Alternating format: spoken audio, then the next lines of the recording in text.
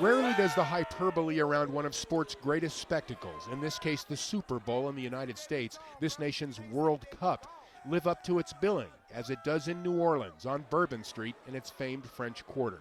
The city, ravaged, seemingly left for dead by Hurricane Katrina 5 years ago, has been shocked back to life in no small way by this year's improbable winning season of its longtime losing professional football team, the New Orleans Saints, who will play in the National Football Championship game on Sunday as an underdog against the Indianapolis Colts.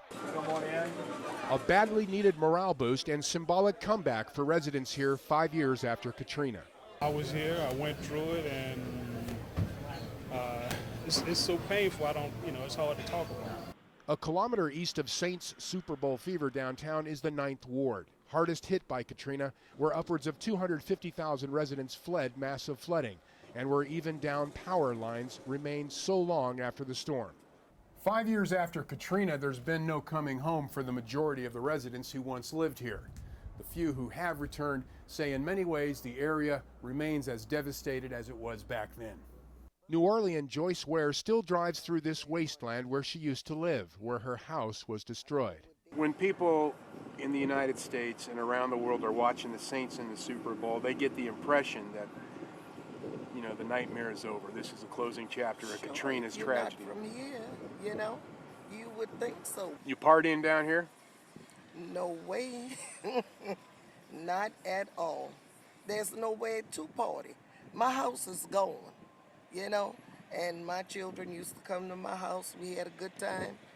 Where they at now in Texas, most of them. Government loans to rebuild here, residents say, and insurance coverage have been slow coming still. The nightmare is not over because it's a lot of people that's trying to get in their homes. But residents like Ardella Bridges, who are slowly rebuilding their lives here, are spirited by the city's long-suffering Saints finally making it to the big game.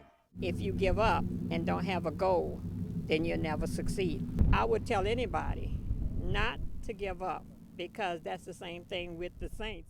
Sunday's Super Bowl game, win or lose for the New Orleans Saints, is a win either way, a shot of medicine for the long-suffering victims of Hurricane Katrina. Mike Kirsch, Al Jazeera, New Orleans.